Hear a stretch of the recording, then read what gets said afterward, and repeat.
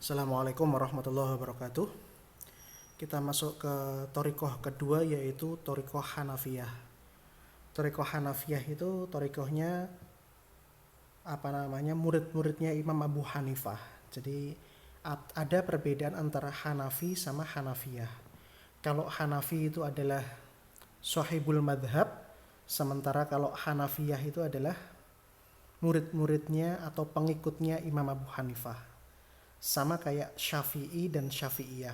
Syafi'i itu Imam Syafi'i, kalau Syafi'iyah itu adalah pengikutnya Imam Syafi'i atau murid-muridnya Imam Syafi'i, gitu ya. Yumkinu ayyutlaq ala hadhihi thariqah al-ittija' at-tatbiqi fi dirasatil qawaid al-usuliyah. Jadi ceritanya kalau thariqah Syafi'iyah tadi adalah al-ittija' an-nadhari. Sementara kalau thariqah Hanafiyah ini adalah al-ittijah at-tatbiki. Nah, ini perbedaannya itu. Kalau al-ittijah an-nadhari itu fokusnya kepada kaidahnya, teorinya. Nadhari itu teori, kaidahnya fokusnya. Sementara kalau al-ittijah at-tatbiki ini adalah orientasinya kepada implementasi. Maksudnya dilihat hasil-hasilnya. Barulah ketika hasil-hasilnya ini diteliti, bisa disimpulkan rumusnya. Jadi kalau kaidah Syafi'iyah kan menentukan dulu kaidahnya atau rumusnya, baru kemudian hasilnya bisa muncul dari rumus tersebut. Tapi kalau Hanafiyah itu beda. Jadi yang diteliti oleh murid-muridnya Imam Abu Hanifah itu adalah hasil ijtihad para imam. Kemudian dari hasil ijtihad tersebut ditarik kesimpulan dan menjadi sebuah teori atau menjadi sebuah kaidah. Maka yang seperti ini disebut dengan al-ittijah at-tatbiki atau orientasinya adalah orientasi implementasi. Sedangkan kalau thariqah Syafi'iyah adalah al-ittijah an-nadhari, itu ya bedanya ya. Kalau Syafi'iyah al-ittijah an-nadhari, kalau Hanafiyah al-ittijah at-tatbiki. Waqad urifat hadhihi thariqah bi thariqah Hanafiyah. Nah, metode ini disebut dengan metode Hanafiyah. Mengapa disebut dengan metode Hanafiyah? Li'anna fuqaha'ahum, karena para ahli fikih Hanafiyah ini hum alladzina iltazamu at-ta'lif biha. Mereka adalah yang mengarang atau menyusun usul fikih dengan metode ini. Disebut dengan metode Hanafiyah karena memang yang menyusun ini adalah murid-muridnya Imam Abu Hanifah, sehingga disebut dengan metode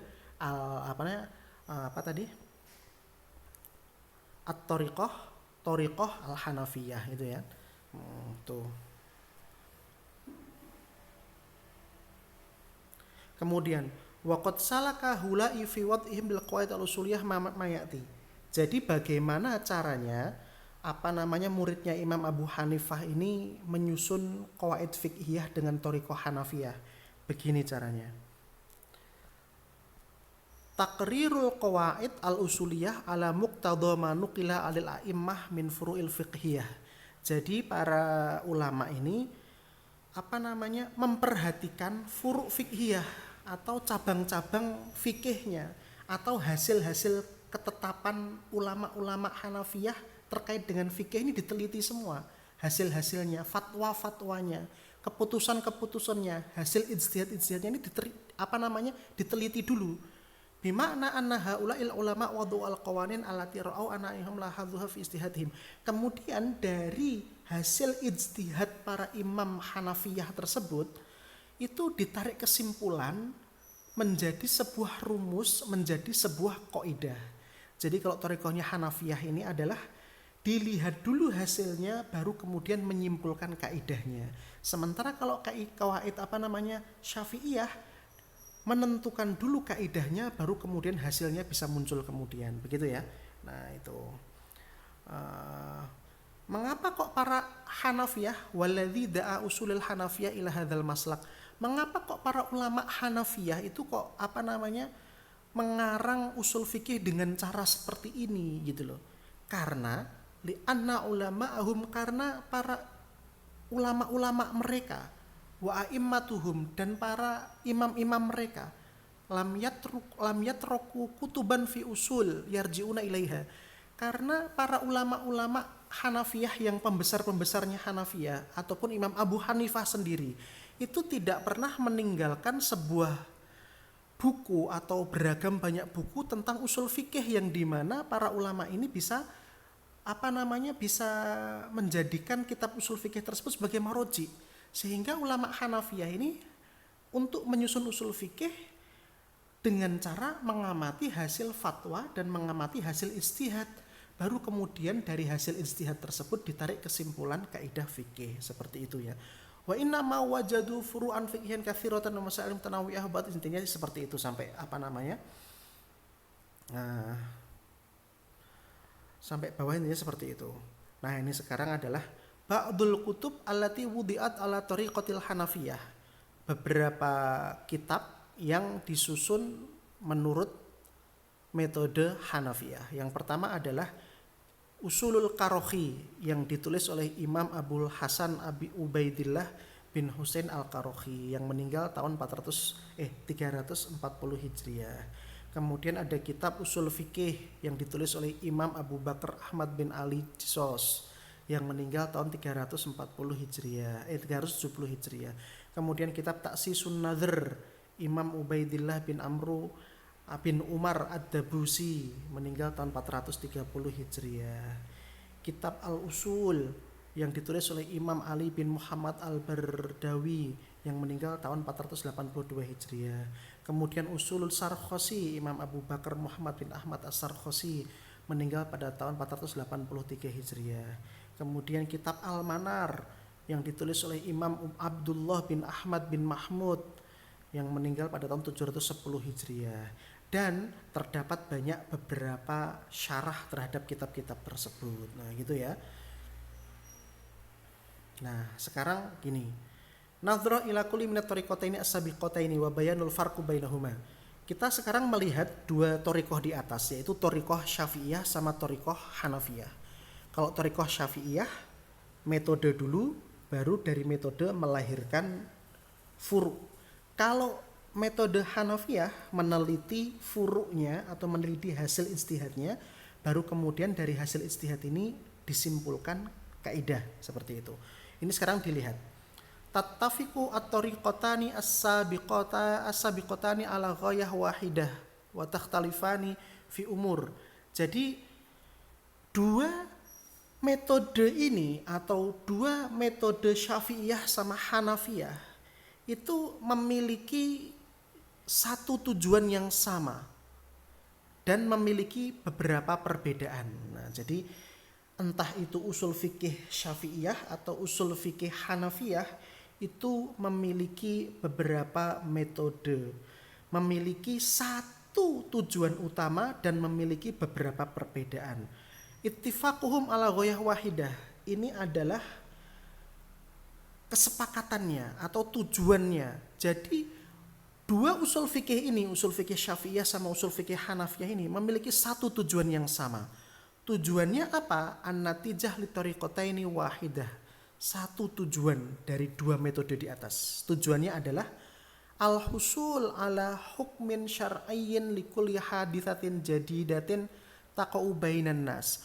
Untuk mengetahui hukum syar'i terkait dengan segala macam kejadian atau segala macam perbuatan yang baru yang terjadi di antara manusia. Jadi Imam Abu Hanifah, Syafi'iyah sama Hanafiyah ini paham bahwasanya dunia itu berubah, dunia itu berkembang. Pasti suatu saat nanti akan ada kejadian-kejadian yang belum pernah ditemukan di zaman sekarang. Maka akhirnya mereka ini, para ulama Syafi'iyah sama Hanafiyah, menemukan menyusun ilmu usul fikih yang dimana ilmu usul fikih ini digunakan untuk mengetahui hukum kejadian-kejadian baru nanti seperti itu. Oke, itu adalah persamaannya. Jadi persamaannya untuk mengetahui hukum kejadian baru yang belum pernah ada sebelumnya seperti itu ya. Nah, sekarang adalah perbedaannya. Al-farqu baina tariqatil mutakallimin wa tariqatil Hanafiyah. Ini adalah perbedaannya antara metode mutakallimin atau metode Syafi'iyah sama metode Hanafiyah. Sebentar. Nah ini sekarang. Wahuna ka ahamul furuk baina thariqataini. Nah ini adalah beberapa perbedaan di antara dua metode itu. Perbedaan yang pertama, anal Hanafiyah katsiran ma yakhda'u al usul fi thariqatihim lil furu'. Jadi Hanafiyah itu adalah membentuk mana ini sih bentar.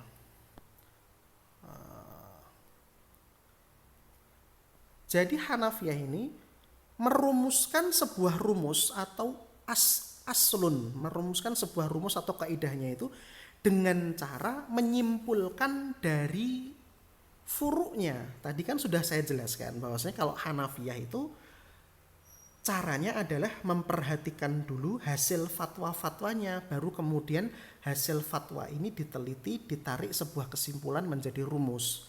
Hatta idza ra'au aslan yata'arad ma'a furu' a'immatihim syakkaluhu bitariqah allati taj'aluhu munsajiman ma'til kal furu'. Sampai kalau misalkan ternyata hasil aslunnya atau kaidah yang sudah dirumuskan tadi ternyata kok bertentangan dengan furuknya, maka kaidahnya yang harus direvisi, kaidahnya yang harus diolah supaya kaidahnya tidak bertentangan dengan fatwa-fatwa ulama Hanafiyah. Seperti itu. Jadi ceritanya Hanafiyah ini membentuk metodenya dengan cara memperhatikan furuknya, hasil ijtihadnya diperhatikan. Hasil ijtihadnya baru kemudian ditarik kesimpulan menjadi sebuah kaidah. Lah kok ternyata kaidahnya ada yang bertentangan dengan hasil ijtihad para ulama Hanafiyah, maka yang direvisi adalah kaidahnya bukan furuknya. Seperti itu. Ammal usuliyun, adapun para ahli usul fikih alladzina saru ala nahjil mutakallimin, para ahli usul fikih yang menggunakan metode Syafi'iyah atau metode mutakallimin, fa innahum la yakhda'una al-usulil furu'. Mereka tidak mendasarkan kaidahnya berdasarkan kejadian-kejadian. Bahkan kalau misalkan kejadiannya itu berbeda, ya enggak apa-apa karena memang asalnya harus sama. Mengapa? Karena ulama mutakallimin ini atau ulama Syafi'iyah dalam menentukan ilmu usul fikih ini yang menjadi concern utama pertama kali adalah kaidahnya. Itulah alasan mengapa terkadang sesama Syafi'iyah juga terjadi perbedaan pendapat.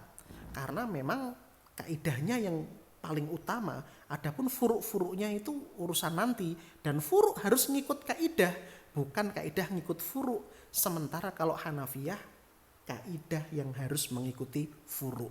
Seperti itu perbedaannya. Kemudian perbedaan yang kedua, anal mutakallimin alzamahum manhajum alqaim alat tajrid bidururah at-tarkis alat tasawurat al-amah walihada suddirat kutubuhum al-usuliyah bil muqaddimat allati tanawal qadaya al-mantiqiyah wal kalamiyah wal lughawiyah. Nah ini para ulama mutakallimin atau Syafi'iyah ini manhajnya itu benar-benar berdiri terlepas dari apapun dan fokusnya kepada gambaran-gambaran yang secara umum. Maka daripada itu kitab-kitab mereka atau kitab-kitab usul fikih Syafi'iyah ini diawali dengan muqaddimah-muqaddimah yang mencangkup kasus-kasus terkait dengan kasus-kasus logika, kasus-kasus ketuhanan dan juga kasus-kasus bahasa. Nah seperti itu. Adapun Hanafiyah falam yaltafitu lidzalika kulluhu. Hanafiyah enggak fokus kepada ilmu kalam, enggak fokus kepada bahasa, enggak fokus kepada mantik, enggak fokus kepada logika, itu enggak peduli itu.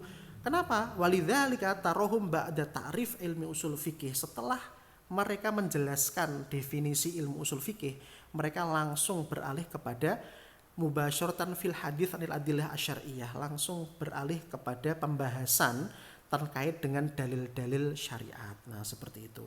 Sementara kalau Syafi'iyah ya karena pembahasannya murni kaidah, ya harus mencangkup dulu logika, mencangkup dulu ilmu teologi, mencangkup dulu ilmu bahasa dan sebagainya. Sementara kalau Hanafiyah tidak seperti itu.